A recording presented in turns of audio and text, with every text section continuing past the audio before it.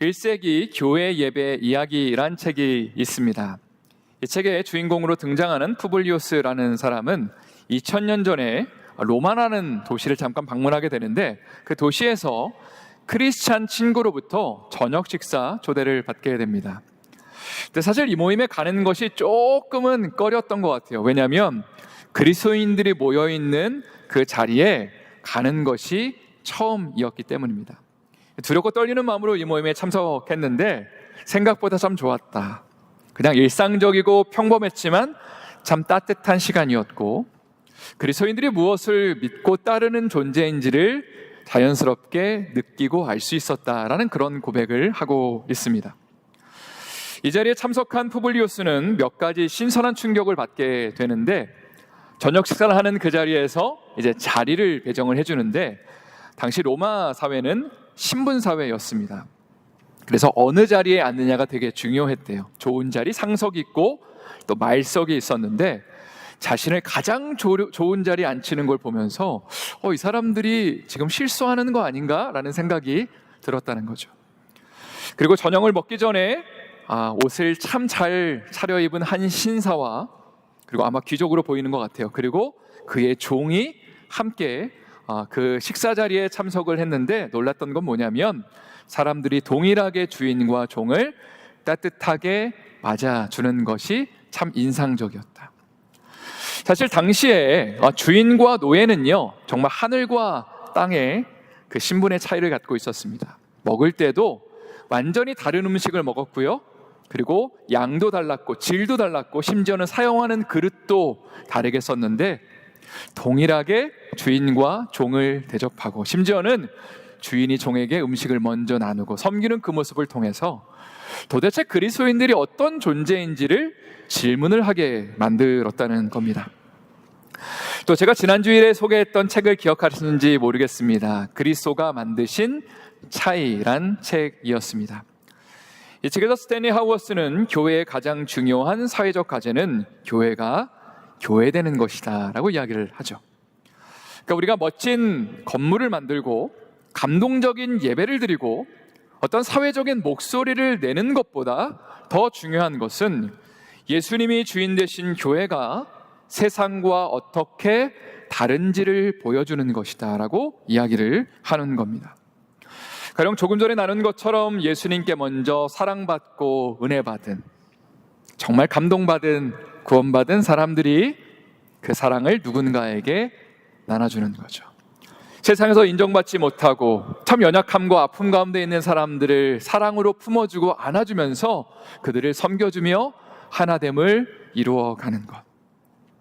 또 마치 주인이 종을 향해서 나의 형제라고, 나의 자매라고 칭해주고, 그리고 종과 주인이 동일하게 예수님 앞에 바짝 엎드려서 주님을 온전히 예배하는 그 모습을 세상 사람들은 보면서 교회의 교회다움을 발견하게 된다는 겁니다. 창세기 11장에 보면 바벨탑에 대한 이야기가 나옵니다. 여러분 잘 알고 계신 것처럼 바벨탑을 쌓으려고 했을 때에 하나님께서 사람들의 언어를 흩으시죠. 그리고 사람들이 언어가 달라지니까 이제는 말이 통하는 사람들끼리 함께 이제 모여서 나라를 형성하고 공동체를 형성하게 됩니다. 그래서 오늘날 우리도 말이 통하는, 이 자리에 아마 다 한국말을 알아들으시는 분들이 계실 겁니다. 또 우리는 마트를 가도 어느 마트를 가죠?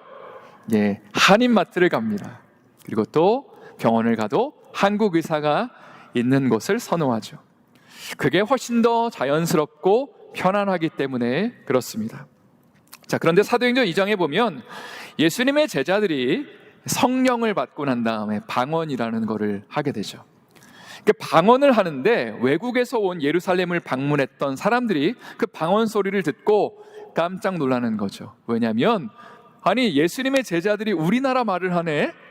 이 사람들이 외국어를 배웠나라고 신기하게 생각하는 겁니다. 이게 굉장히 중요한 영적인 의미를 갖고 있는 것이죠. 그러니까 언어가 다 흩어져 있고 그 언어가 다른 사람들끼리는 하나 될 수 없었는데, 성령님이 임하시는 사건을 통해서 언어가 하나가 되고, 세상은 나와 결이 다른 사람들, 그리고 나와 말이 통하지 않는 사람들을 분리해내고 다른 공동체를 형성하지만, 예수 믿는 사람들은 나와 언어가 다른 사람들과 예수 안에 하나가 되고 어떤 세상적인 사회적인 장벽을 넘어서서 그들을 사랑하게 되더라는 것이죠. 이런 모습들이 아마도 교회가 세상과는 좀 구별되는 모습이 아닐까 하는 생각을 하게 되는 대목입니다. 오늘은 셀 수 없는 이야기 시리즈 두 번째 시간입니다. 우리가 세상과 다른 공동체를 만들어가는 것이 무엇인지, 또 오늘 셀 모임 첫 번째 시간인데 우리가 셀 모임을 통해서 어떠한 모습과 모양을 지향하고 있는지를 여러분과 함께 나누고 싶습니다.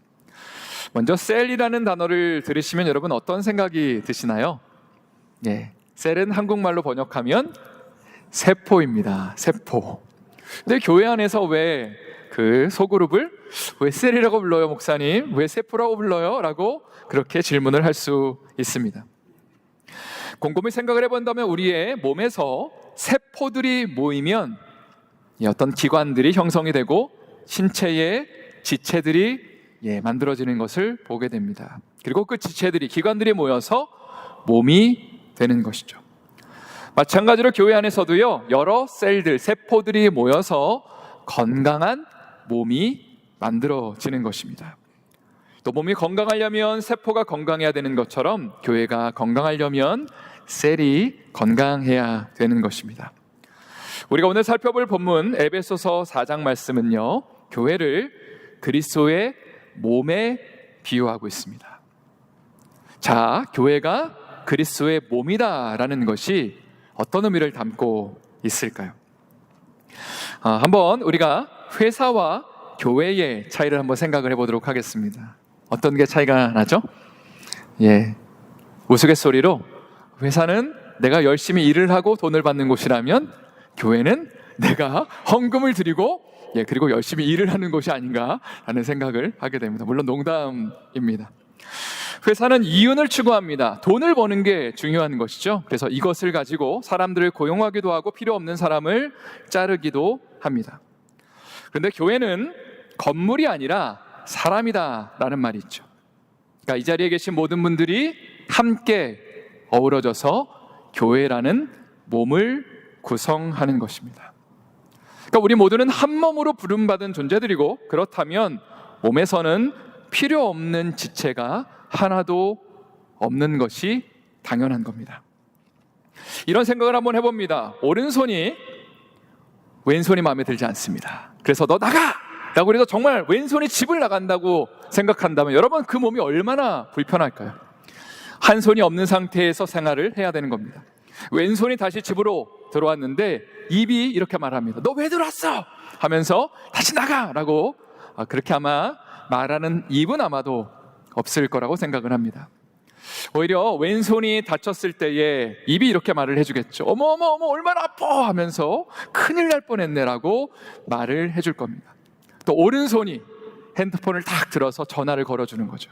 그럼 그때 또 입이 역할을 합니다. 누구누구야 나 다쳤는데 도와줘 라고 하면서 온 몸의 지체들이 함께 연합하여서 손이 다친 것을 함께 치료하고 또 병원에 가는 것을 보게 됩니다. 오늘 본문은 교회라는 공동체를 몸에 비유하고 있다는 것이 참 중요한 포인트인 것 같습니다. 이제 오늘 본문의 11절 말씀 한번 다 같이 힘차게 저희 읽어보도록 하겠습니다. 11절 말씀 힘차게 읽겠습니다. 시작.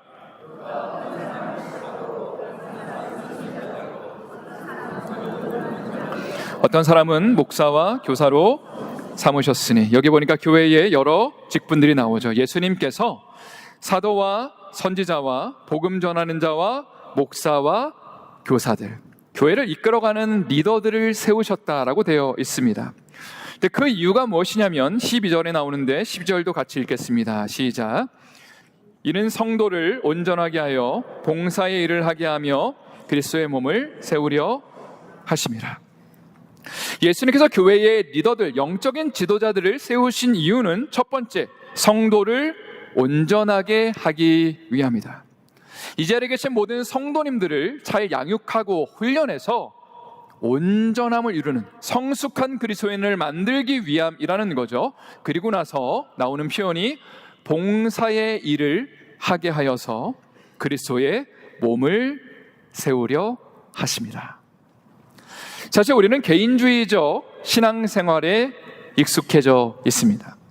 그래서 교회 왜 나오냐고 물어본다면 그거야 뭐 내가 은혜 받으려고 그러죠 라고 아마 한결같이 이야기를 할 겁니다. 혹은 우리 아이의 신앙교육을 위해서 이 자리에 나온다고 말을 하겠죠. 그래서 우리는 교회가 우리에게 서비스를 잘해주기를 원합니다. 뭐 정말 주차장에 들어오는 그 순간부터 막 은혜의 막 그 쓰나미가 뭔가 오늘 예배 때 은혜가 임할 것 같은 그런 감동을 느끼기를 원합니다. 찬양을 통해 말씀을 통해 하나님의 음성 듣고 은혜 받기를 원하는 거죠. 아이들을 이곳에 데려오기만 하면 알아서 좀 잘 케어해주고 그리고 신앙교육을 시켜주기를 원합니다. 그런데 오늘 본문이 도전하는 교회의 모습은 이것과는 조금 많이 다른 것 같습니다. 우리 모두를 그리스도의 몸의 지체로 불러주시고 그리고 교회의 리더들을 세우시면서 그 리더들이 그 지체들을 잘 훈련하고 양육해서 그래서 성숙하게 만들어서 봉사의 일을 하게 하고 그리고 그리스도의 몸을 세우게 하기 위함이다 라고 도전하고 있는 것입니다. 이런 비유를 들면 어떨까요? 만약 우리가 축구 경기를 관람을 한다고 한번 생각을 해보겠습니다. 아마 관중석에서 할 말이 되게 많을 겁니다. 플레이를 하는 그 선수들, 뭐 예를 들어 손흥민이 나온다면 무조건 응원하겠죠. 역시 손흥민 하면서 그가 골을 한번 넣으면 막 박수를 칠 겁니다. 그러나 대부분의 경우에는 선수들의 플레이가 마음에 들지 않아서 야 패스를 하란 말이야 이런 말도 하고요, 슛 하는데 이제 다 안 들어가면 짜증을 내고 또 감독의 결정에 또 화가 나기도 합니다. 그래서 급기야는 야 감독 바꾸란 말이야 이렇게 말을 외치기도 하죠. 근데 만약에 선수들이 부족해서 관중석에 있는 여러분을 향해서 누군가가 직접 운동장에 가셔서 같이 좀 뛰어달라고 말한다면 그 관중석에서 경기를 관전하는 것과 실제로 그라운드를 누비면서 땀을 흘리면서 그 승리를 위해서 열심히 뛰는 것은 너무나 다른 이야기라는 것입니다. 우리가 건강한 교회를 세워간다는 것은 축구를 관람하는 관객들이 많아지는 대형 교회를 만드는 것이 아닙니다. 오히려 운동장을 누비며 땀을 흘리는 사람들, 골을 넣기 위해 치열한 몸싸움을 벌이면서 하나의 목표를 향해 나가는 사람들, 바로 그리스도의 몸을 세우기 위해 발버둥 치는 하나님의 그 플레이어들이 많아지는 것이 건강한 교회의 모습이라는 거죠. 그래서 제가 방금 전에 읽었던 에베소서 4장 11절 12절 말씀을 제가 다시 한번 읽어드리겠습니다. 그 어떤 사람은 사도로, 어떤 사람은 선지자로, 어떤 사람은 복음 전하는 자로, 어떤 사람은 목사와 교사로 삼으셨으니 이는 성도를 온전하게 하여 봉사의 일을 하게 하며 그리스도의 몸을 세우려 하십니다. 예수님께서 교회의 직분자를 세우시고 이 직분자들을 통해서 우리가 어떤 섬김을 받고 서비스를 받는 것이 아니라 이 자리에 있는 모든 한 분 한 분의 지체들을 훈련시키고 양육시켜서 하나님의 사람으로 세우고 봉사의 일을 하게 해서 그리스도의 몸을 세우기를 원하신다는 겁니다. 한번 우리가 생각을 또 해보도록 하겠습니다. 그리스도의 몸이 세워지는 교회의 모습은 어떤 모습일까요? 그분이 왕 되신 교회의 모습, 정말 그분이 다스리시는, 그분이 정말 일하시는 교회의 그 모습이 어떤 것일까요? 교회가 큰 교회가 되고 유명한 교회가 되고 대형 교회가 되는 것이 아니라 예수님의 생명과 성품이 드러나는 공동체가 되는 것입니다. 가령 예배 시간마다 주님의 임재가 느껴지는 거죠. 왜냐하면 이곳의 주인이 예수님이시기 때문에 우리의 찬양과 말씀을 통해 사람의 소리가 들리는 것이 아니라 주님의 숨결이 느껴지는 거죠. 내 삶을 향해서 주님의 말씀하시는 그 음성이 들려지고 주님이 나의 삶에 필요한 것들을 공급하시는 것이 바로 그리스도의 몸된 교회의 예배의 모습입니다. 누군가를 향한 우리의 섬김과 사랑의 손길을 통해 예수님의 손이 느껴져야 되는 거죠. 세상 가운데 연약하고 아픈 자들, 갈 곳 없는 사람들, 애통한 사람들이 이곳에 와서 나의 손길을 이끄는 것이 아니라 나의 섬김을 통해 주님의 손길을 느끼는 거죠. 왜냐하면 이것이 주님의 몸된 교회이기 때문에, 예수님의 왕 되신 교회의 모습 가운데 꽁꽁 얼어붙었던 우리의 마음이 녹아지고 여기 참 잘 왔다, 야 여기가 내 집이구나라는 그런 마음이 드는 교회를 세워가는 것입니다.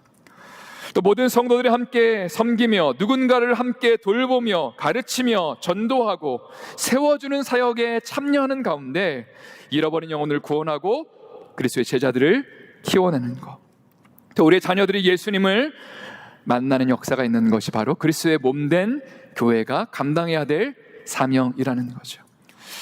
저는 이러한 건강한 교회의 비전에 여러분 한 분 한 분이 모두 기쁨과 또 감격으로 동참하기를 예수님의 이름으로 축원드립니다. 다시 한번 예수님의 이름으로 축원드립니다. 이제 13절과 14절의 말씀 한번 다 같이 또 읽어보도록 하겠습니다. 13절 14절 힘차게 읽겠습니다. 시작. 믿는 것과 아는 일에 하나가 되어 온전한 사람을 이루어 그리스도의 장성한 분량이 충만한 데까지 이르니니, 이는 우리가 이제부터 사람의 속임수와 간사한 유혹에 빠져 온갖 교훈의 풍조에 밀려 유동하지 않게 하려 함이니라. 저는 저 와닿는 단어가 우리가라는 단어입니다. 13절에도 한번 등장하고 14절에도 등장하죠. 사실 그런데 우리는 개인주의적 사회에서 살면서 우리라는 단어보다 내가라는 단어가 더 익숙한 것 같습니다. 그래서 예배 오면 누가 은혜 받아야 돼요? 내가 은혜 받아야 됩니다. 셀리더는 누가 해야 될까요? 내가 아니라 네가 해야 됩니다. 내가 혹은 네가를 구분하면서 내 것을 철저하게 챙기는 것이 오늘날의 우리의 모습이고 신앙생활의 한 단면이라는 거죠. 그러나 오늘 본문이 우리에게 도전하는 것은 내가 아니라 우리가 함께 은혜를 받고 함께 그리스도의 몸된 교회를 세워가야 된다.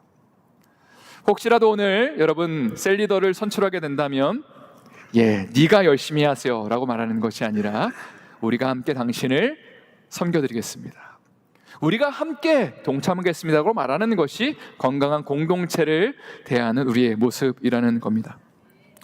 또 우리가 조금 전에 읽었던 13절에 보니까 아주 중요한 표현이 등장하는데, 우리가 다 하나님의 아들을 믿는 것과 아는 일에 하나가 되어 온전한 사람을 이루어야 된다.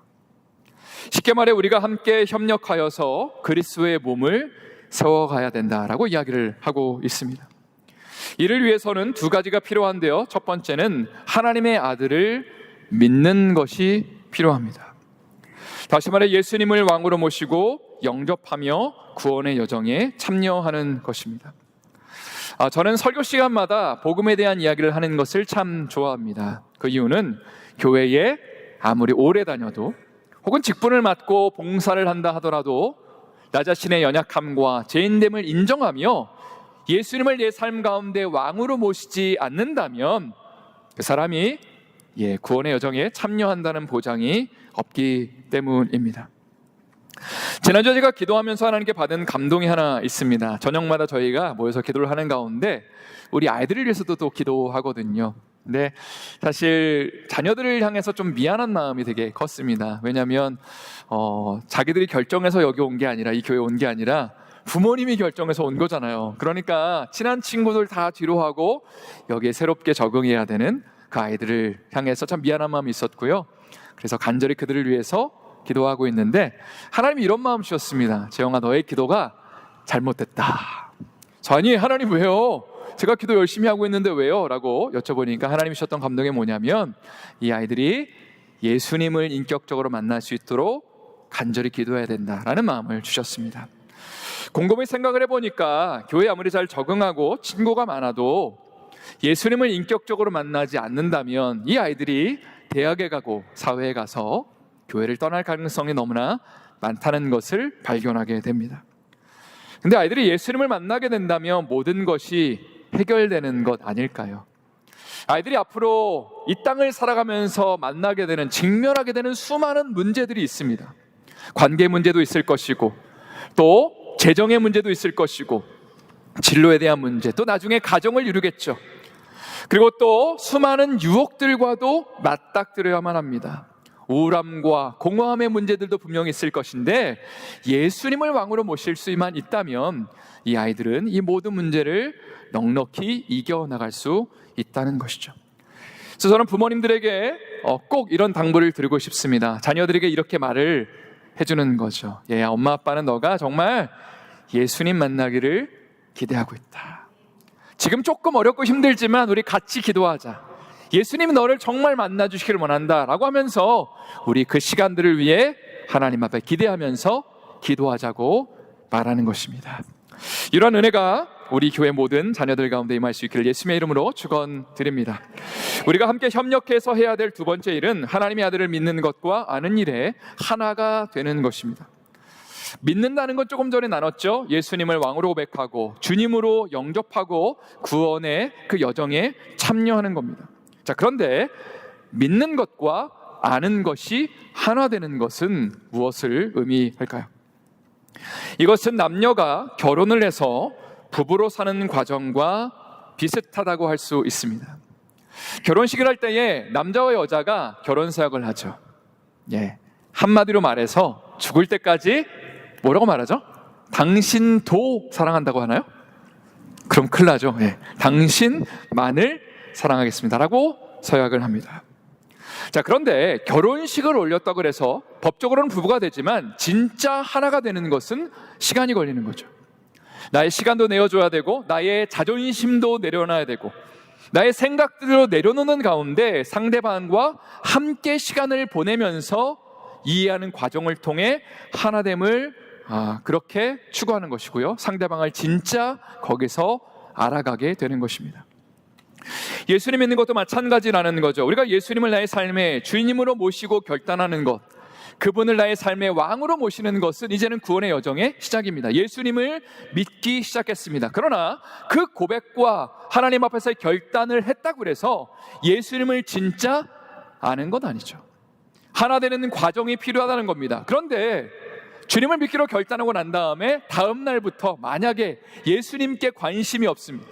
그냥 내가 하는 일에만 관심이 있고 시간을 그냥 내가 원하는 대로만 보내고 그리고 나의 생각과 나의 자존심을 주님 앞에 내려놓지 않고 나의 생각과 나의 모든 계획들을 고집하며 살아간다면 우리는 예수님과 하나 될 수 없고 예수님을 진짜 알아갈 수는 없을 겁니다. 그래서 오늘 본문이 우리에게 도전하는 것은 예수님을 믿는 것, 그것뿐만이 아니라 예수님을 알아가는 것에 하나를 이루어야 된다. 특별히 오늘 본문 13절과 14절 우리가라는 단어가 등장한다고 말씀드렸죠. 이 모든 과정을 나 혼자 감당하는 것이 아니라 우리가 감당해야 된다. 우리가 함께 공동체 안에서 셀 안에서 함께 나누며 의지하며 기도하는 가운데 주님을 믿고 주님을 알아가는 과정을 같이 감당해야 된다라고 우리에게 도전하고 있다는 것이죠. 사실 우리는 혼자 신앙생활 하는 것이 훨씬 더 익숙한 것 같습니다. 혼자 기도하고 혼자 말씀을 보고 그리고 열심히 헌신하고 그리고 문제가 있으면 혼자 해결하고 나중에 사람들에게 이런 일이 있었어 라고 과거형으로 이야기하는 것을 좋아하죠. 그러나 성경은 우리가 함께 그리스도를 믿는 것과 아는 일에 하나가 되어야 된다. 그리고 그리스도의 몸을 세워가야 된다라고 도전하고 있다는 것입니다. 여러분 만약에 성경을 읽다가 원수를 사랑하라 라는 말씀을 읽었다고 생각을 해보겠습니다. 그러면 이제 이 말씀을 내가 진짜로 이렇게 원수 사랑하겠다로 결단을 하는 것만으로 진짜 원수 사랑을 하는 게 아니죠. 이걸 연습을 해야 됩니다.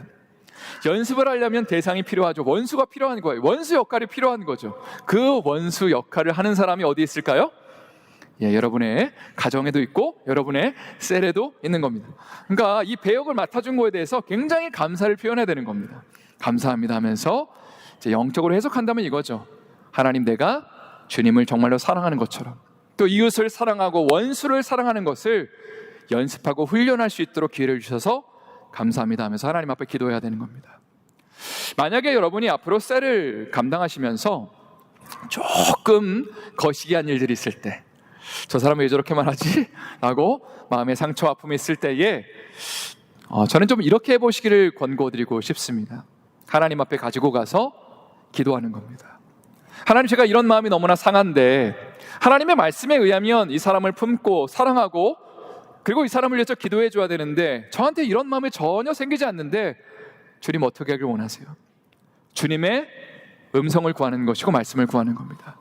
주님, 나에게 좀 이거를 어떻게 좀 할 수 있도록 도와주세요라고 하나님의 지혜를 구하고 하나님이 내 마음에 어떤 음성과 말씀을, 감동을 부어주시면 그 은혜대로 내가 순종할 때에 그 문제가 풀리는 것이고 그리고 하나님의 말씀이 정말 내 삶에 은혜가 되고 내 삶에 적용이 되는구나를 경험하게 되면서 바로 그리스도를 알아가는 것이고 그리스도의 몸을 세워갈 수 있다는 것입니다. 이제 또 오늘 본문의 14절 말씀을 한번 다 같이 다시 한번 저희 읽어보도록 하겠습니다. 14절 말씀 함께 다시 한번 읽겠습니다. 시작. 이는 우리가 이제부터 어린아이가 되지 아니하여 사람의 속임수와 간사한 유혹에 빠져 온갖 교훈의 풍조에 밀려 요동하지 않게 하려 함이라. 우리가 공동체로 함께하는 가운데 성취해야 될 목표가 있죠. 그것은 어린아이가 되지 않는 것입니다. 사실 아이들은 세상의 이야기들, 세상의 교훈에 쉽게 흔들립니다. 어떨 때는요 막 기뻐하지만 외부의 어떤 환경과 이야기를 들으면서 두려워하고 그리고 염려하고 울 때가 있죠. 그러나 우리가 영적으로 성숙해진다는 것은 이런 영적인 어린아이를 벗어나서 외부의 환경의 자극에 흔들리지 않는 견고한 신앙인이 되는 것입니다. 사실 이 땅을 살다 보면 시험에 들 일이 참 많이 있습니다. 돈이나 건강이나 가족에 대한 걱정과 두려움과 염려가 엄습할 때가 있죠. 우리가 누리고 있는 평안과 기쁨이 상황과 환경에 이끌려 다니는 경우가 너무나 많이 있는 겁니다. 그런데 진짜 성숙한 신앙인이라는 것은 상황과 환경에 이끌리는 사람들이 아니라 예수님이라는 견고한 반석 위에 나의 마음의 뿌리를 내리는 것입니다. 어렵고 힘들 때에 무릎 꿇고 기도하는 가운데 아까 말씀드린 것처럼 하나님의 말씀을 받기 위해 발버둥 치는 겁니다. 여러분, 이건 정말 여러분들이 한번 경험했으면 좋을 것 같아요. 저의 삶 속에서도요 때로는 막 마음이 요동칠 때가 있습니다. 작은 것 하나로 막 열받고 화가 날 때가 저에게도 있을까요, 없을까요? 되게 많습니다. 어떻게 이렇게 잘 알고 계신지 엄청 많습니다. 그런데 그 어떤 드는 생각에 이끌리다 보면 내 마음이 너무나 힘든데 제가 사용하는 방법은 하나님의 은혜를 구하고 말씀을 보고 기도하는 가운데 하나님의 음성을 들으려고 발버둥 치는 겁니다. 참 신기한 게 어느 순간에 하나님의 음성을 들리고 하나님의 감동이 딱 임하면 내가 힘들어하고 어려워했던 그 마음이 너무나 쉽게 사르르 눈이 녹듯이 녹아지는 것을 보게 됩니다. 그리고 그것을 극복하게 되는 것이죠. 자, 그런데 중요한 것은 우리가 이러한 과정을 나 혼자 해야 되는 영역들도 있지만 셀 안에서 다른 사람과 함께 할 때에 더욱더 힘을 얻을 수 있다는 겁니다. 셀 안에서 기도 제목을 솔직하게 오픈하는 가운데 서로를 위해 진심으로 기도하는 관계가 되는 거죠. 누군가의 아픔, 그거에 같이 동참해주고 울어주고 정말 마음을 함께 해주고 그리고 이 사람을 어떻게 도와줄지를 고민하고 그리고 정말 이 사람을 향한 배려라면 정말 사랑이라면 내가 셀 안에서 들은 이야기를 절대로 외부에 나가서 다른 사람에게 나누지 않는 것, 그리고 그것을 간직하면서 그 사람을 위해 기도하는 것이 필요하다는 것이죠. 이런 과정을 통해 우리는 그리스도의 몸된 교회를 세워나갈 수 있게 됩니다. 또 15절 말씀 한번 다 같이 또 읽어보길 원합니다. 15절 말씀 힘차게 읽겠습니다. 시작.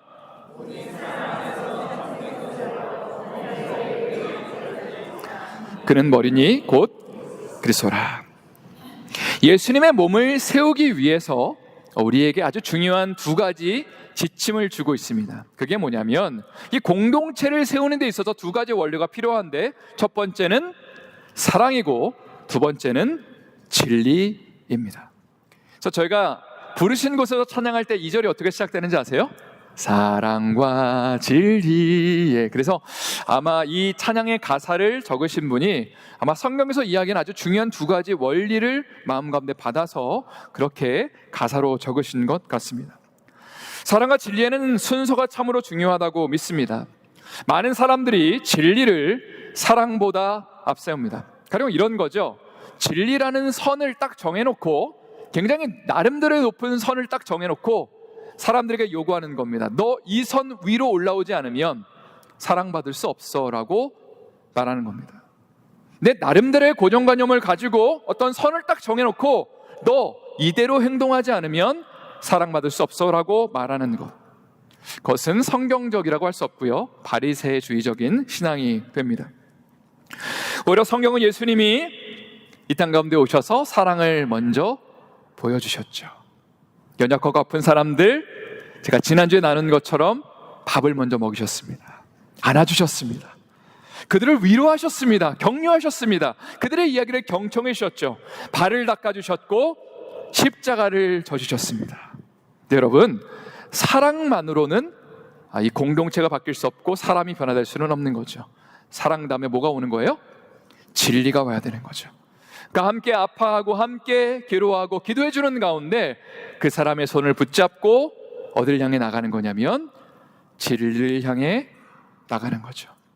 예수님을 같이 바라보는 것이고 주님이 원하시며 기뻐하시는 그 진리의 삶, 변화된 삶을 위해서 함께 아파하고 내 마음을 낮추고 나의 어떤 눈높이를 가장 낮은 곳에 그 사람에게 고정해서 맞춰서 그 사람과 함께 진리를 향해 나가는 것이 아름다운 공동체의 모습이고 그리스도의 몸을 세우는 원리라는 것입니다. 이제 몇 가지 좀 적용적인 차원에서 여러분과 함께 도전을 드리고 싶습니다. 적용적인 차원에서 첫 번째 드리고 싶은 것은 우리가 함께 교회 봉사에 참여하는 것입니다. 요즘에 유초등부와 은혜부 교사를 모집하고 있는데 또 많은 분들이 이미 자원하셨고 또 많은 분들이 동참해 주시기를 바랍니다. 또 12월부터 수요일날 저녁에 중보 기도자를 모집하고 있어요. 그래서 훈련을 좀 하기를 원하는데 또 많은 관심을 가져주시기를 바랍니다. 저희 개인적인 바람은 많은 분들이 섬김에 동참하는 것입니다. 그 이유는 간단합니다. 하나님이 나에게 주신 그 은혜가 너무나 커서. 그럼 나도 뭔가 교회를 세우기 위해서, 나를 세우는 것도 중요하지만 교회라는 공동체, 그리스도의 몸을 세우기 위해서 나의 시간과 나의 물질과 나의 재능을 나누는 것이죠.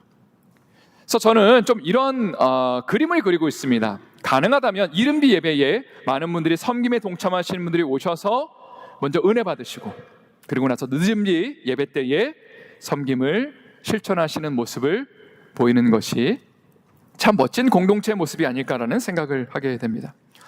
두 번째는 셀 모임을 향한 지침과 도전입니다. 셀은 한 달에 한 번 정기적으로 만나게 되고요, 가능하다면 자원하는 마음으로 자발적으로 가정마다 좀 돌아가면서 셀 모임을 한 달에 한 번씩 하면 좋을 것 같습니다.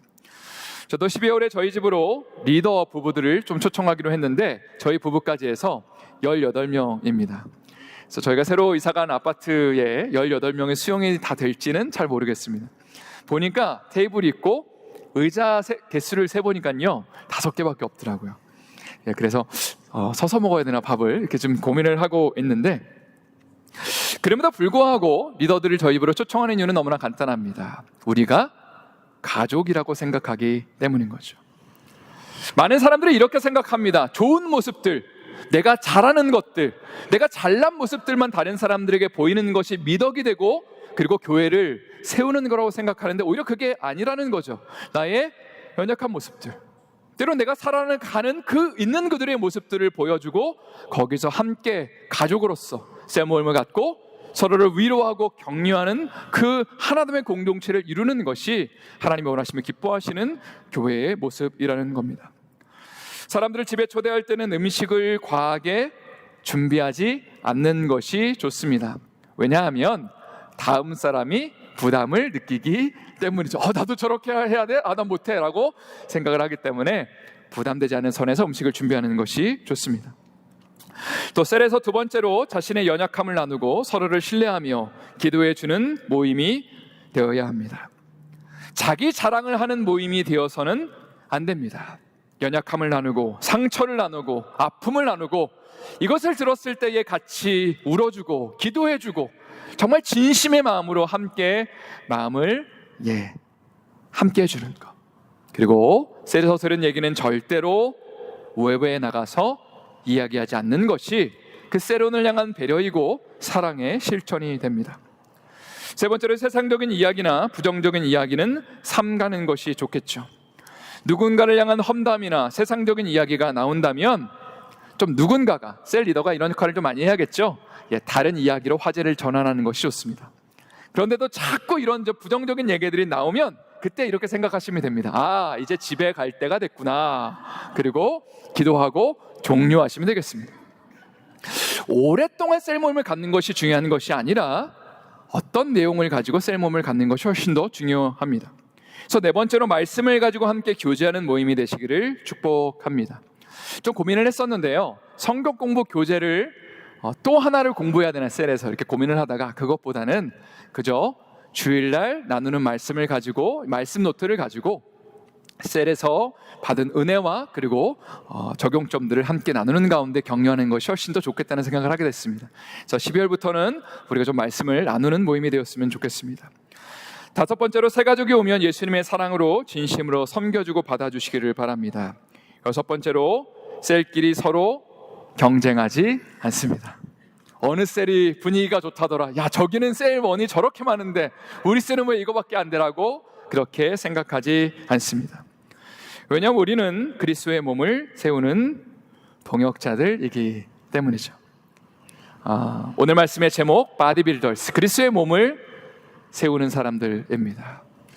하나님이 우리 모두 한 사람 한 사람을 예수님을 믿는 삶으로 부르신 것뿐만이 아니라 그분을 알아가는 것, 그리고 한 공동체를 형성해서 나를 세우는 것이 아니라 주님의 몸된 교회를 세우는 사람들로 우리를 불러주셨다는 것이죠.